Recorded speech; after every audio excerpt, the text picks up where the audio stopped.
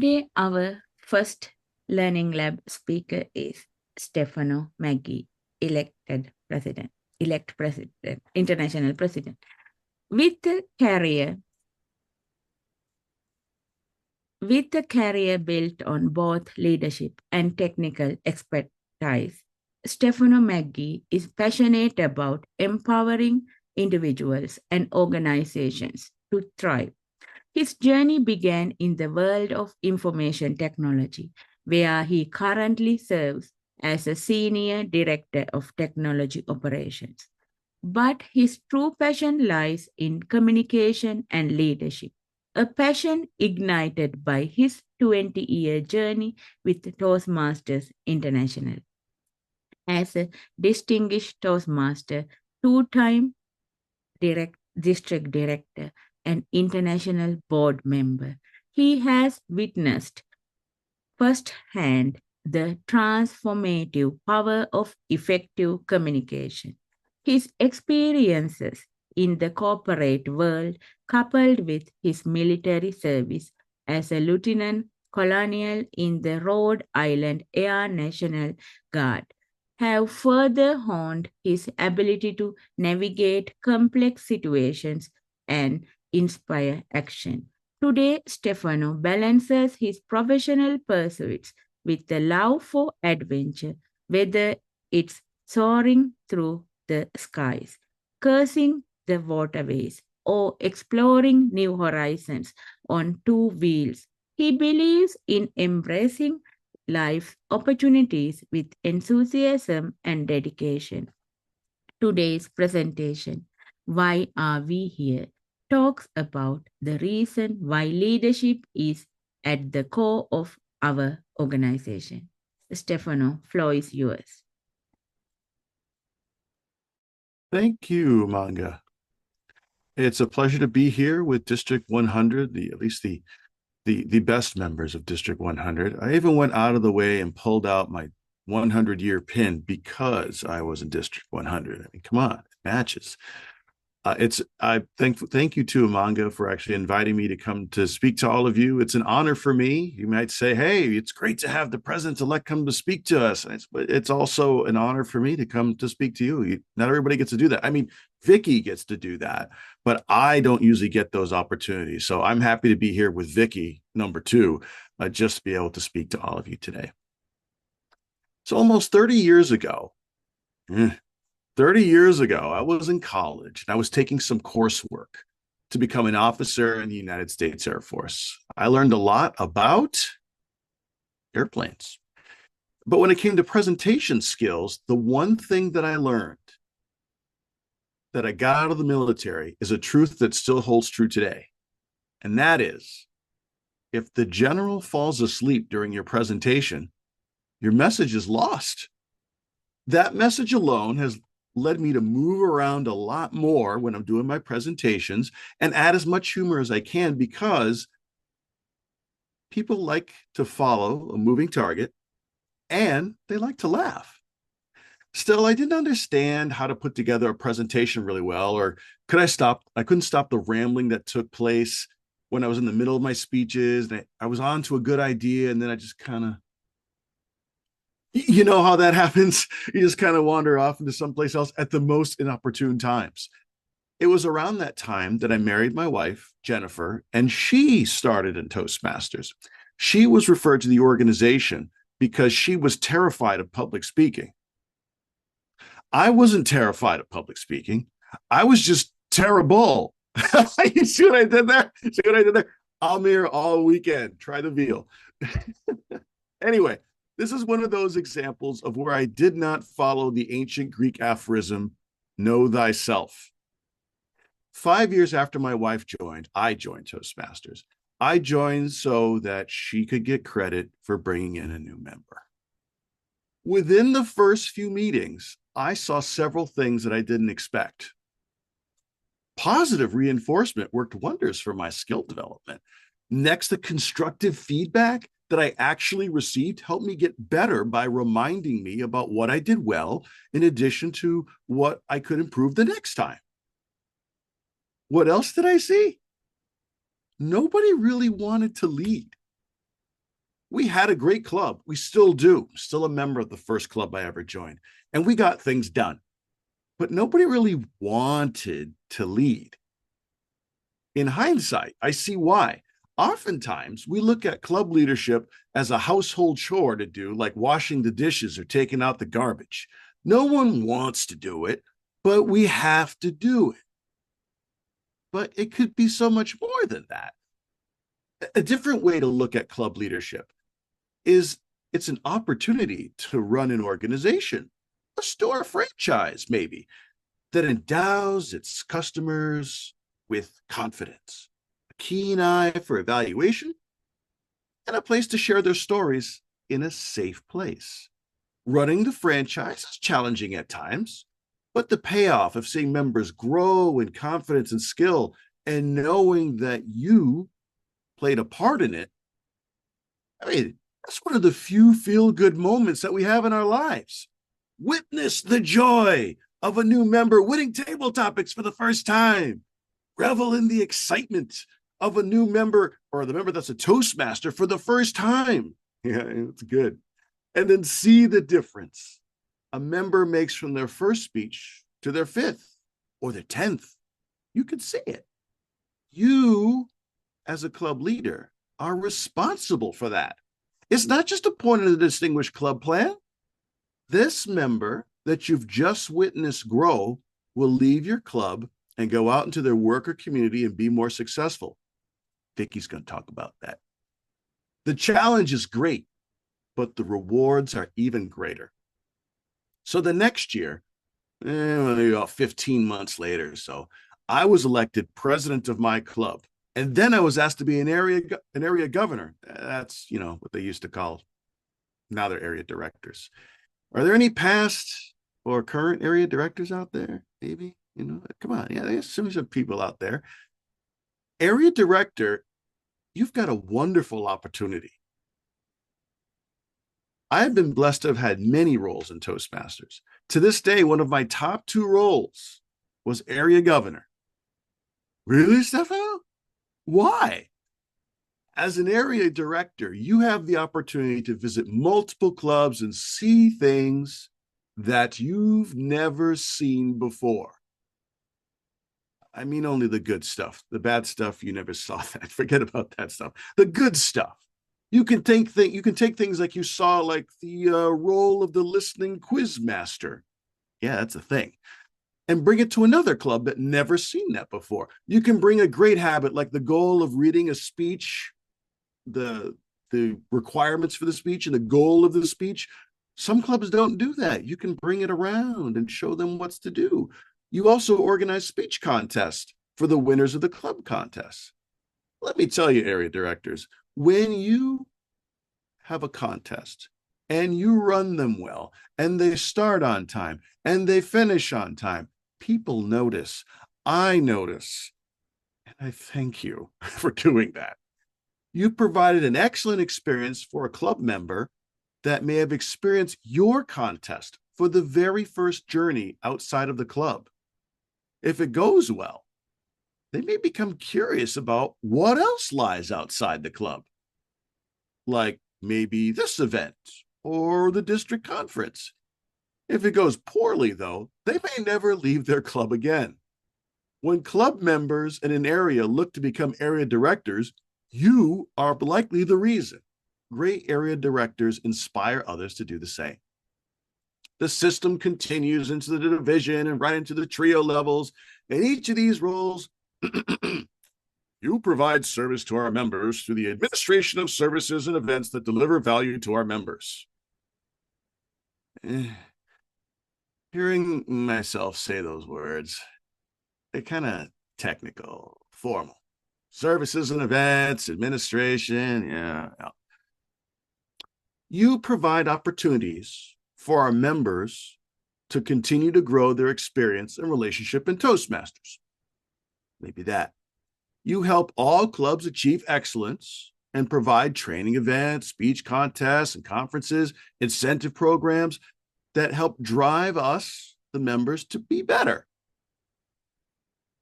At each step, the goal is to provide an environment for our clubs and most importantly, our members to thrive in the Toastmasters program. Remember that. I'm going to hit on that a few times. A number of times while I was serving in district leadership, if you've gotten to the upper levels of district leadership, maybe you've had this too. A member would see me in a foul mood or just dejected over a turn of events over a course of time, and they say, Stefano, why do you do this to yourself? There are so many other things you could be doing with your time. I know that when I was brought into leadership, I was told it would make me a better leader. It's true. Toastmasters taught me that you don't always get to pick the people that are on your team, but you have to learn how to get along with them. You don't always get to fire the people that get in your way. You have to inspire them to get onto the team. You need to learn what drives them and tap into that energy. And finally, seek to understand before being understood. Maybe you've heard that one before. All of these things are critically necessary in my everyday work outside of Toastmasters. Toastmasters is a great place to practice them because members are generally more tolerant of me working on my character flaws than my work is. So I suggest keeping that in mind as well.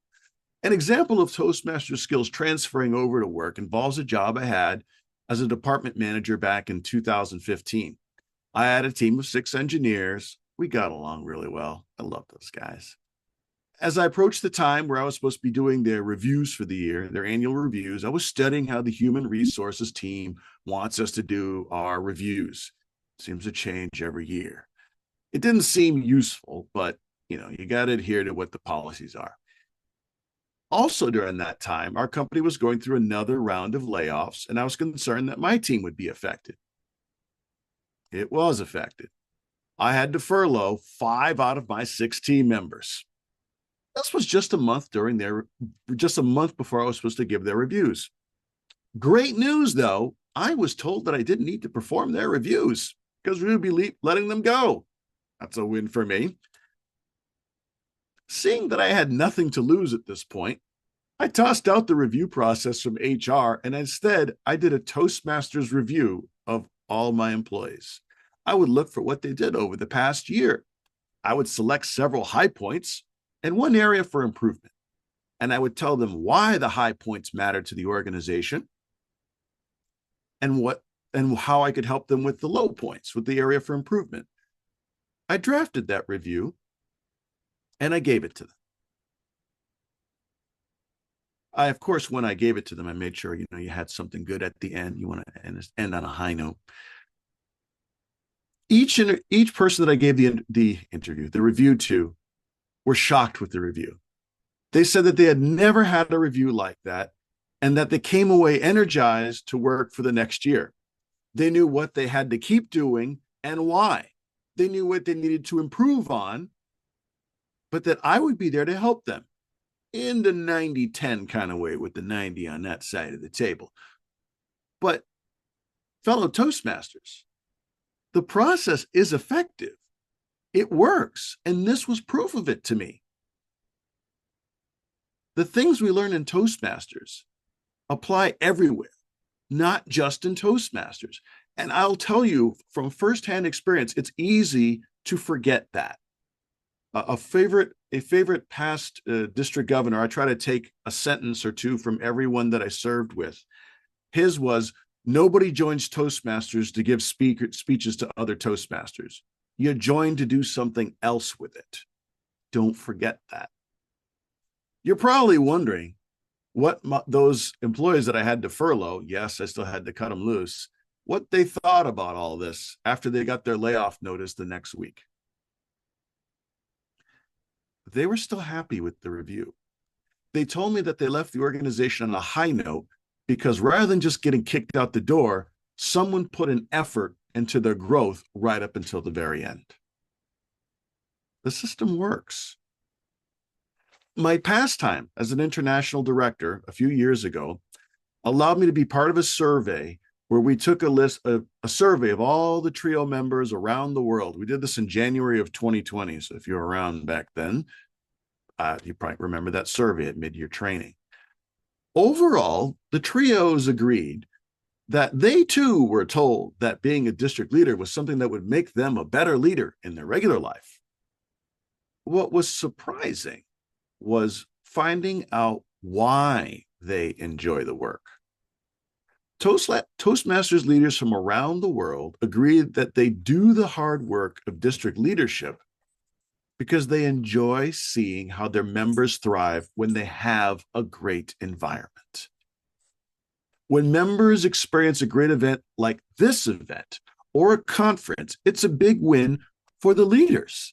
When leaders see members grow in their speaking and leadership skills, it matters. When leaders can create an opportunity for a member to lead or to take their leadership to the next level, it's a big win for us. Leaders, specifically Toastmasters leaders, but I would hope all leaders, enjoy the work of their labors when successful leadership, membership development is the fruit of their labor. What does success look like? So we have useful metrics to judge our success. Certainly in Toastmasters, you should be aware of the Distinguished District Program used to evaluate a district. All of you should be aware of the Distinguished Club Program used to evaluate a club success. These are objective measures of success that we use to assign success to our organization. All organizations have objective metrics to measure success. Otherwise, it's just guessing. However, are those goals why we're here? Are we here to be distinguished? Of course not. We're here for a member who joins because they are nervous about speaking at their church. We're here for the member that wants to speak at a sibling's wedding and has never spoken up before. We're here for the member that wants to give a tribute at a father's retirement because they never told them how proud they are of him.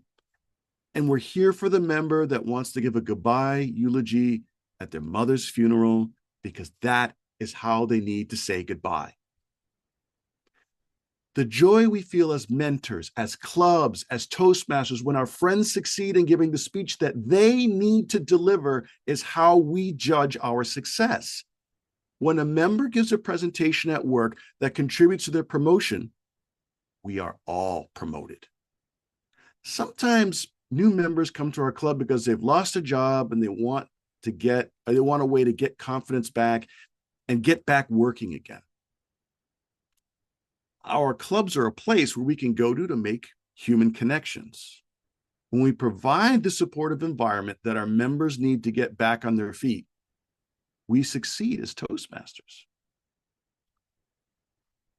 Past international president Deepak Menon told me this story, and I use it often. There was a man who recently lost his job to a layoff. Let's call him John. The job loss hit John personally, and he fell into depression. He lost the ability to pay for an apartment and had to move back in with his parents and live in the basement. He was there for months, unable to bring himself to look for a new job and unsure about what to do with his life going forward. A friend of this saw this not changing and invited him to join a Toastmasters club. Of course, he's not interested. But after multiple invitations, the friend went over, picked him up, dragged him to the meeting. Not literally, but, got him to go. While John did find it interesting, he wasn't going to go back. His friend, however, brought him back another time. And after that, John started going on his own. He started speaking at the club, began to get his confidence back. Eventually, he applied for some jobs, and he managed to get an in-person interview. He showed up for his afternoon interview, but was told by the hiring manager that they had already selected a well-qualified candidate this morning, but offered to have the interview with him anyway, just to say that, they did it. So John said, yeah, that's why I'm here, to do an interview. Well, John did so well that the company reversed his decision and they hired John instead because of his ability to connect with the interviewer. That's why we're here. A few years ago, when I was campaigning, I interviewed a district that had just had their first in-person conference since the pandemic. So it was probably around 2022 or so. They had posted photographs that were taken during the afternoon. They only were there for an afternoon in-person conference. And I was amazed at what I saw. Everyone was dressed up. They were smiling, they were crying with joy. And it just seemed to be because they were happy to be back together again. The event was a huge success because it brought together people to simply be together. You could feel the warmth of the event and the joy just coming through the pictures. I mean, it was that evident. Can you imagine how much greater it was if, say, you were there? The point of this little anecdote is not how great it was for the people. It was that it was organized by district leaders. Their work resulted in an event that positively attended and helped the hearts and minds of the people in that district, and for a brief moment, made their lives better. These things don't just happen. When district leaders put the effort in, they created a life-changing event for the people of their districts. I had a friend in my club that competed in a speech contest. We had to twist her arm. You all know how it is, right? When you're trying to get people in to compete in a speech contest, nobody wants to do it, but you get them to do it. And we found a woman at our club to do that. Well, she competed against some other folks and she won. We then sent her off to the area and she's like, "What's that?" "Don't worry, I'll be meeting some new people there." Well, she competed at the area contest. She won again. We then sent her off to compete at the division contest. "What's that?" "Don't worry about it. There'll be some other people there." She competed at the division contest and she lost. I felt kind of sad to having censored all of these things. And I apologized to her, like, "I didn't want to set you up for this experience." And she said, no. She was surprised she had even gotten that far. And after winning the first two contests, she said, "I never thought I would win. I won twice." And then came that fateful statement. She said, "If I can do this, what else can I do that I didn't think I could do before?" She went off and she joined a board of directors for something in her neighborhood, started volunteering for some health organization that was bringing supplies to parts of the world that needed it. She did stuff outside of Toastmasters because she got the confidence to do it from us, because the story is not about her. It's about the area director that had an area contest. If we didn't do the work, if Umanga didn't go pick up the food, if Vicky didn't go get the venue, if Stefano didn't find somebody to fill in for somebody that was supposed to be a judge, but they were late and they got stuck in traffic and we had to. These are things that are thankless. They are not fun. I don't think there's no objective value to them except the lives that are changed by the environment that we just created. This goes all the way to the top, folks. Even at the World Championship of Public Speaking, it doesn't happen without leaders planning, supporting, and executing the events to make that happen. Fellow Toastmasters, that's why we're here. We create the environments for other people to gain confidence and succeed. That's why we're here. So as leaders, how do we succeed? I just told you, we create environments, we empower clubs to help successful leaders happen, successful speakers happen. Successful area directors have a keen eye for what works and can bring in new ideas to other clubs or just try to keep things fresh and new at existing clubs. Area directors are the link to the outside world of Toastmasters. They familiarize themselves with the members of the different clubs and maybe even introduce them to other clubs. An area director introduced me to somebody at another club that rode motorcycles.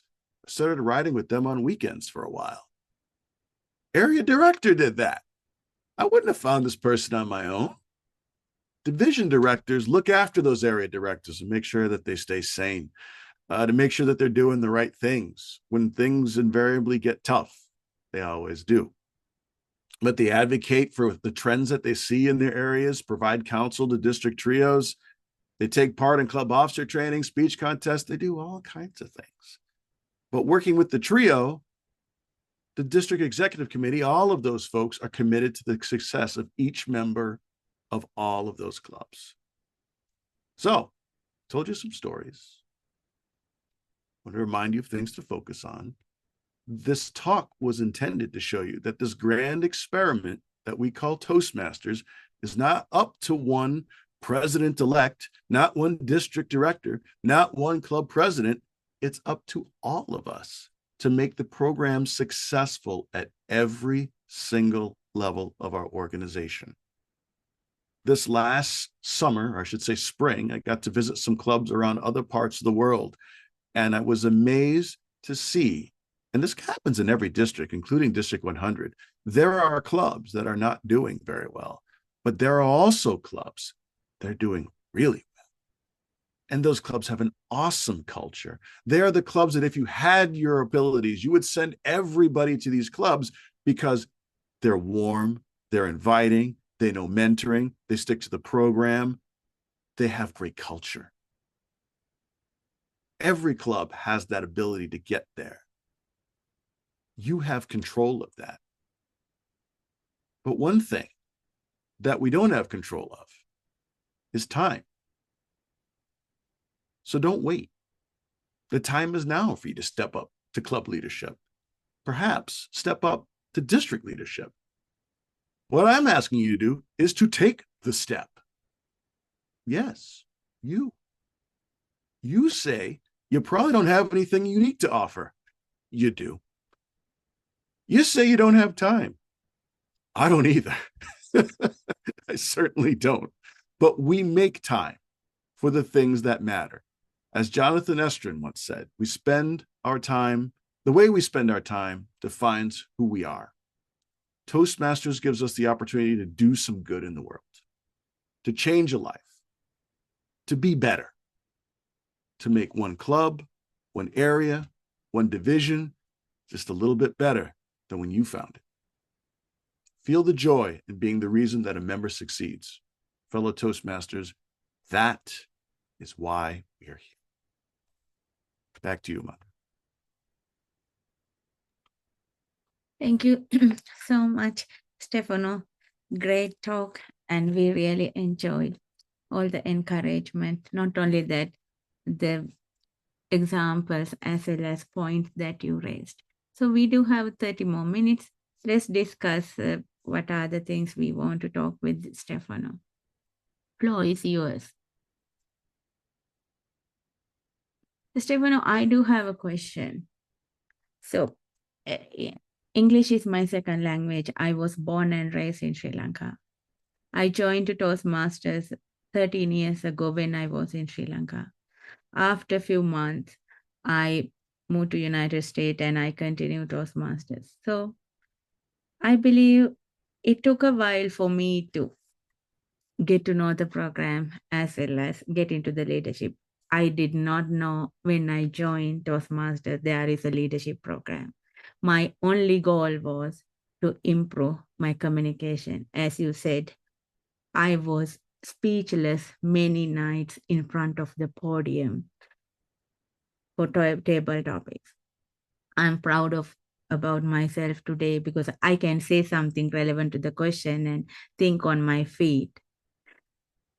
When I got to know really leadership program, it helped me, but something was inside me, like, I don't know, right? Because I am stepping in somewhere, I didn't know anything else.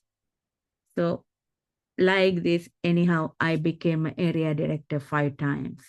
And I enjoyed attending different clubs in different areas. Not only that, I joined during the pandemic. I joined different clubs in different countries. I learned things. When I learned these things, I brought it back to my club and I applied these things because I heard how that club became successful using these techniques. So I brought it and I applied too. I like to ask you, I heard that you step up and became a area director and like this because you joined to Toastmasters. Your wife needed some members in that club. That's the reason. How, what kind of motivation, what kind of enthusiasm you received when you go step by step until you are the president elect? How that this journey help you? So, Manga, I have to tell you, there's probably not a lot of people that can tell you that, but I've been to Sri Lanka like 4 times. How? When I worked at that 2015 job, we had a center in Colombo. Uh, Oh man, I can't think of the name. It was just past the railway station. But yeah, I've been a number of times, and there was a club that was there. So I've been there. Didn't go to the Orphanage, but went to the Pinnavalla.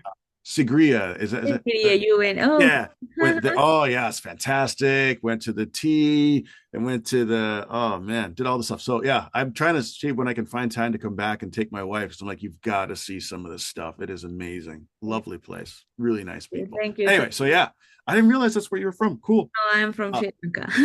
yeah, cool. Yeah, mostly around Colombo. Went to Candy. Anyway, so Candy, you're, oh good. yeah, I mean, yeah, the places that we all have to go. Yeah. Um, so why did I move ahead? So you ask I want to say it's a good question. That's so one of you. So, but it is a thought-provoking question. Yeah, how did it, because you are right now president elect, international president elect, right?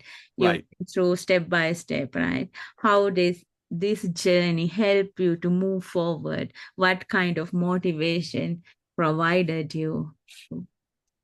The story that I would tell you, because I folks have asked me that, and I kind of wonder, like, how did I end up here? I mean, there are people out there, they're like, oh man, you must have known that you wanted to be international president. No, no. I'll never tell you that. What I will tell you is I thought about it a long time. And what I didn't mention in my speech is I went to the United States Air Force Academy early on. I didn't stay long. I ended up going to ROTC, but I didn't stay because I didn't enjoy the environment. What I saw was it's a very, how shall I put this nicely? It's a very challenging environment at a United States military environment, a very challenging environment. You get yelled at a lot. There's a lot of very short timelines, and it's part of the experience.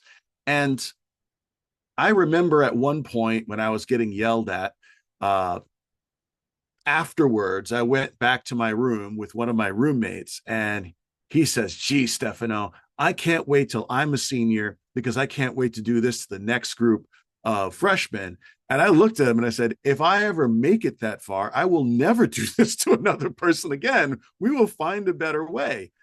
And that's where I said, there must be some reason that I said, if it's going to get better, you have to make it better. You can't sit on the sidelines and say, oh, I don't know why they're doing that. Oh, they don't know what the heck they're doing. No, you need to get into the system and start doing something about it. And that has always been my motivation is from being a club president is like, our club's doing well. I wonder if I could make it better. And then an area director didn't seem like they really knew what was going on. Maybe I could do that. Maybe I'd find out why it's so difficult. And then it would just continue on that way. Wow, to become a district leader, it was, I wonder if I could do something that would make the district really more impactful on the club experience, that could do more, deliver a better experience. It was always a what if, what can I do? And it's because I like the organization. It's such a positive environment for the most part. The things that we do. So it was always, what can I do to make it even better? And a way to think about it is a lot of times we will look at it as a competition. Say, well, Stefano's just going to come in here and say he can do it better than Umanga. No, Stefano must be better than Umanga, or I let Umanga down. she has to expect me to be at least as good as her and be better to make the organization better. If I perform less good than you, then I take away from you. I lose what you have gained. So I mean, that is my mindset is I have to be better, not to be better than you, but to honor you. I have to be better or I lose what you've given. And I think that's part of the motivation for me is one, can we do better for our members? I will never be claimed that I can fix the world. No, no, no. I'm more humble than that. Toastmasters can do wonderful things. You can do wonderful things, but we can make things a little bit better. And so that's, I think, the motivation for me is, can we make it better? And can I honor my predecessor by being better than them? And again, I always put that I'm not trying to be better than you to be better than you. I try to be better than you to honor you, because otherwise I'm losing the progress you've made. So that's kind of what drives me. Is that helpful, Manga? Thank you. Okay, Thank cool. you. That's a great answer. I love that one. So if you have any question, please unmute yourself and ask.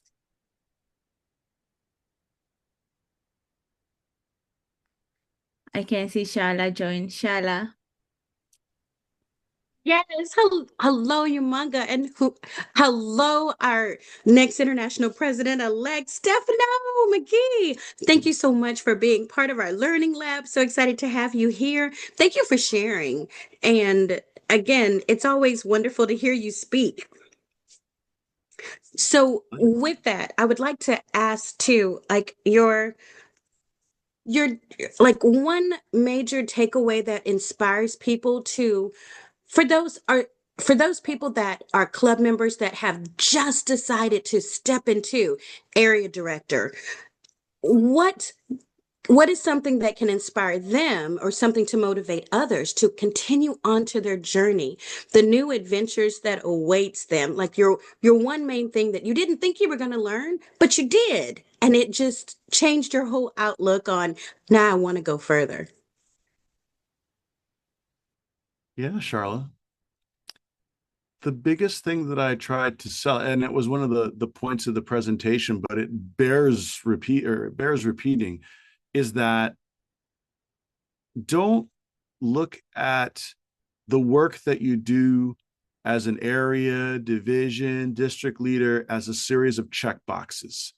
The administrative work that we do as leaders is boring as all get out. It's so dull and so dry, and nobody wants to do that unless you're an administrative maven. It's so ugh. But the reason that you should consider moving forward is, and I know it's cliche, but it's true, it's the opportunity to change a life, just one. Every time that you have a contest, you make a visit, you are seen. You were seen doing great things. And I think of you, Manga. You were saying, "Hey, I was working on my language and getting better." And I'm like, I've talked to people like this. You did again. You changed the life, Umanga. I'm sure you did. They're not going to tell you. Maybe in 5 years, more years, they'll tell you that you did something 10 years ago. And it happens. But somebody saw you and said, "Wow, she's working on her English. She's bettering herself, and she's already a district leader. Maybe I can do that too." And that is something that you have to really take and say, you changed a life. You will inspire the next group of people to come up in this organization, because it's like, I saw Umanga do it. Maybe I can do it too. And that is, I think, what I use the most, Charlotte, to inspire people to get into district leadership. It's not the, hey, have you filed your area visit report? You should file your area visit reports.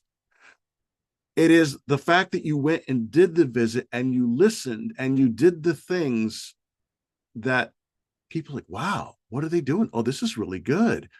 You connected with some members. You got them thinking about something differently.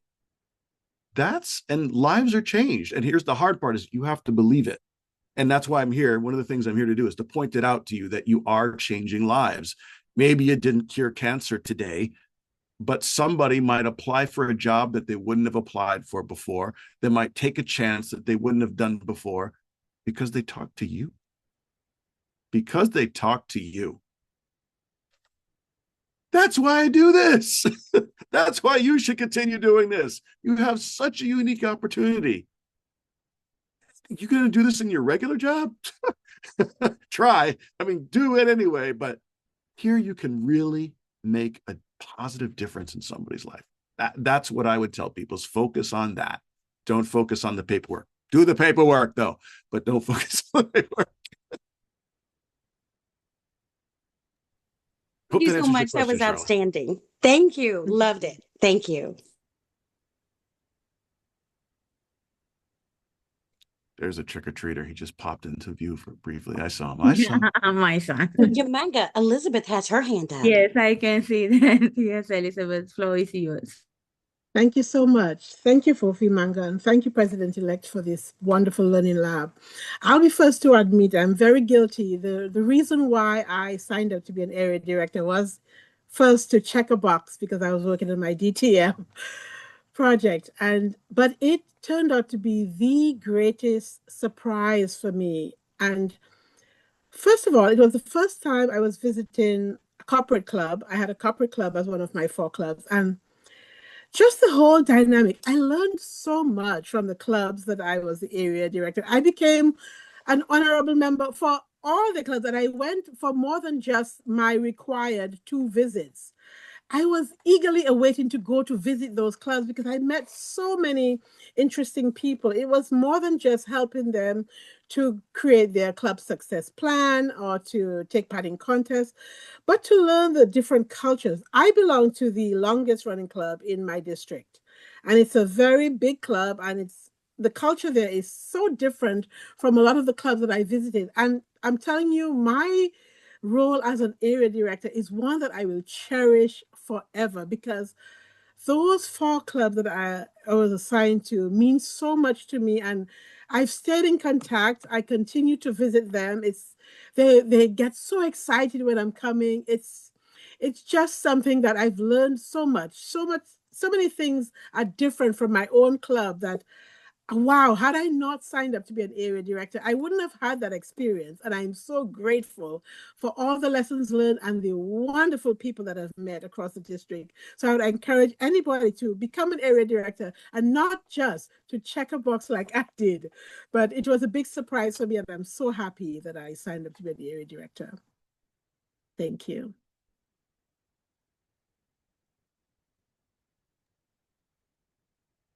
Anyone has any questions? Also, Stefano, I have one more.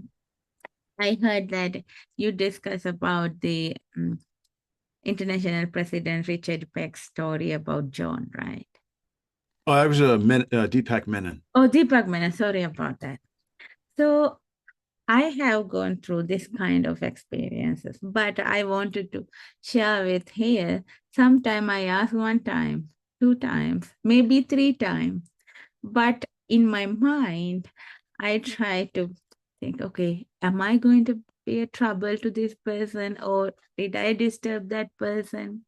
But what I heard that from you, I don't know how will that person take it, that when I repeat same thing again and again. But kind of when I have a goal, I understand I can reach it. If it's not hurting someone, if it's not harmful to someone, I understand. If I have a good mindset to help that person. But how in this leadership, as a district leader, I have so many things to organize and things like this. When I know someone's talent, when I see that person can do a bigger contribution, what we wanted as a district, right? How am I going to motivate myself? I'm asking, I believe as a district leader, you had to go through these things, right? I believe that. So if it's in your shoe, how did you do that? What is your best suggestion? You mean motivate others to take on? Yes, to get the leadership role and try to do that kind of thing. No, that's the same thing that I said to Charla, is to appeal to what the opportunity is. Again, you want to make sure that that you first understand what they're trying to do with their life. And it's not necessarily, what do you think the future of your Toastmasters career looks like? I don't have a Toastmasters career. It doesn't exist. So what does your outside of Toastmasters career look like? Is there something that we can put into this role that will make it useful to you outside? If it's an area director, it's what can we, I mean, we know what the core role of the area director is. Is there something that we can add to make it more to your, not necessarily your liking, but to be able to fulfill something? And this is one of those things, if they're looking for a promotion, if they're looking for whatever, then if they're successful in the role, say, I'd be happy to write you a letter of recommendation. Hey, you're one of the, you're the, well, next year is the CEO of District 100. You can write letters of recommendation based on the performance of people that have worked for you. The key is to make it as palatable as possible. Yes, there is the life-changing side as well, but if they're more down-to-earthy types, I say, wow, you don't want to change people's life? What is it that would make this position interesting to you? I think that's what you have to do, and that means you have to, just like everything with human beings, you have to probably sit down with them and have a coffee or a tea and have that discussion. That is probably the worst part about Toastmasters, is that nobody wants to be asked to do a job by email. And everybody wants a personal call and want to sit down with you and tell me, and then you'll probably get them to do it if you ask them in person. But you can't be asking 50, 60 people to do stuff for you every year. That's just, it's not. But that works well with human beings. And you have to wonder, why is that? Well, because it takes you seconds to send an email, but you have to invest an hour to have a conversation. And while it pains me too, it pains you to have that hour-long conversation, it shows that you are investing in them. You are investing your time to understand them. People love that. People love to see you taking something of yourself and investing in them. And when you do that, I mean, again, Umanga, I'm not going to tell you to do it this way, but then if you go back and they say no, and you have another meeting with them, now you've invested 2 hours, they're going to say yes, because they're like, wow, they are persistent and they're giving so much of me. A decent human being will say, I have to give something back to you. A decent human being will do that. And so, I mean, they may have real restrictions, but then you'd be like, oh yeah, I can see why you can't do that. You're very busy with whatever, and you'd walk away. But if you're like, no, I think this is right for you. I think you can fit it in. I think I can help you. Invest the time. When people, human beings, see you investing the time in them, decent human beings will reciprocate. That's what I will tell you. And that's just old fashioned right there. That's what my parents did. I'm 50, by the way, so get a sense of the generation there. But that's how we used to do it. I could tell you, I'll tell you a quick story. I was in a trio, my second time through the district trio. The guy that was my district governor was probably, or he was district director. That was the year it changed over. He was probably 20-ish years older than me. And the person that was the club growth director was about 20 years younger than me. And it was hilarious to see the kinds of communications problems that we had on this trio, about how he always wanted phone calls. I was pretty much good with email, and she just sent texts. And like, wow, why can't we come up with a consistent way of doing it? But it was so obvious. But I think that even today, and probably if you went probably another 20 years, it'd be like, oh, we just meet in person. Like, if you want to talk, we show up at the same place and we meet in person. That's the expectation. So, but I think that even today, people that are 20 years younger than me still would appreciate you spending time with them to talk about a Toastmasters opportunity, because Toastmasters is an in-person focused organization. So, I'll throw that out there. Thank Hopefully that's helpful, Yes, Umang. that is great. The point you raised, I love that one. So everyone likes when somebody invests something for themselves. I understand. When it become persist, it is great too, right? Thank you. Yeah. I think one of the things I've learned over life, you've probably learned the same lesson, but if it hurts or it seems like, oh, that's a lot of work, it's probably the right thing to do. It's all, well, I could do it this way and it'd be simpler. Nah. If it seems like this is the long way around the mountain, that's probably the right way. Yeah. I could just send them an email or a text. Yeah, but if you met with them. I understand. Thank you so much. If any of you have any question, please ask from Stefano.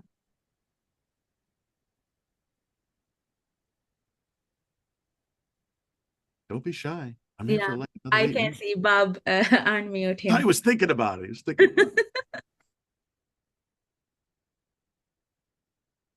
Bob, you unmute yourself, right? Floor is yours. Oh, I am now. It's a little remedial training on what buttons to click around here. Stefano, I just want to say that was a great talk. That I've been, I came across the first speaker's gift that I got. I just happened to run across it the other day. It was from a Rotary Club in 1981. So I go back a long way with speaking, and I really appreciate everything you said. You were right on target, and I'm really excited that you get to share that with everybody else. So congratulations. Thank you, Bob. Yeah, I try to be pretty down to earth. To try to keep it as real as possible, because that's I was very, very lucky, very fortunate to get to the position that I'm in. And I try to tell myself that's because what people liked what they saw, which was Right. down to earth, approachable. I'm not better than you, Bob. I'm just doing a different job. That's it.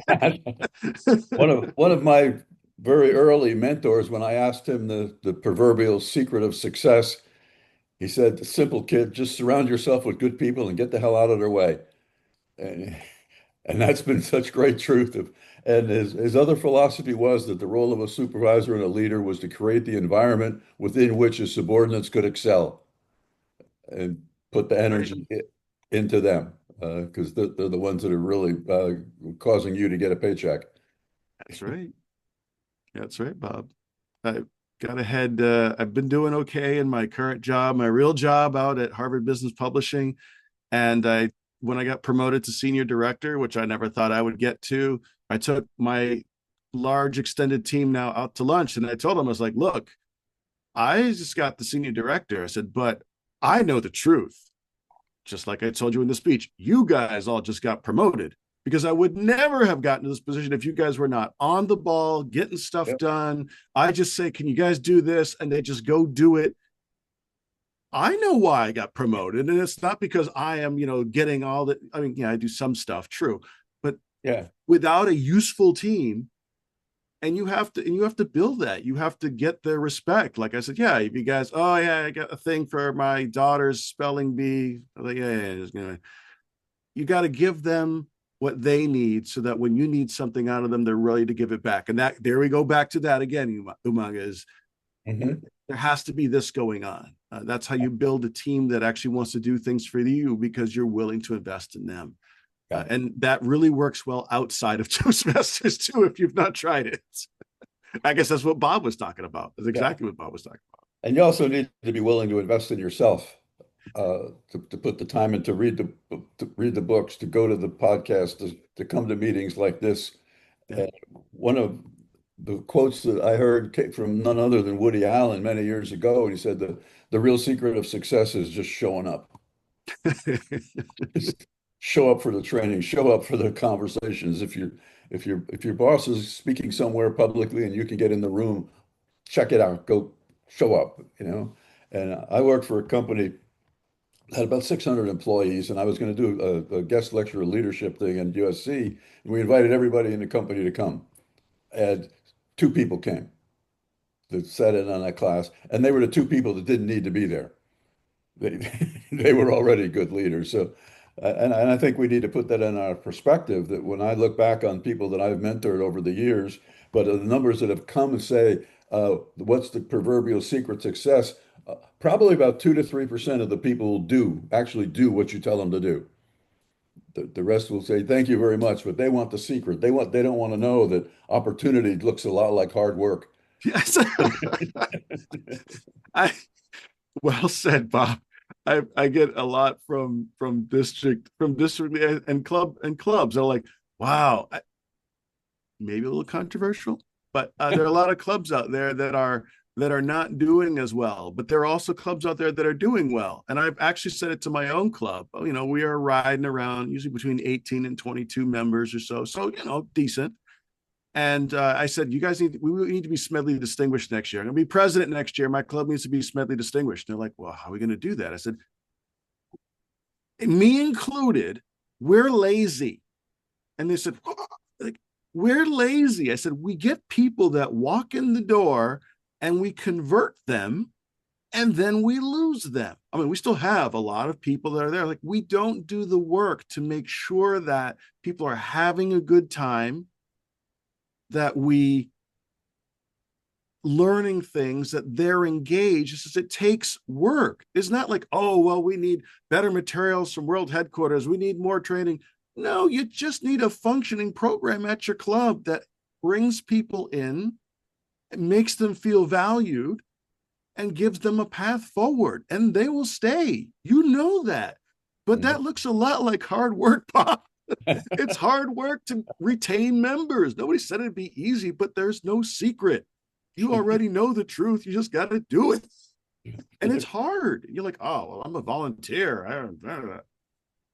Look, if you want to be successful, this is what you got to do.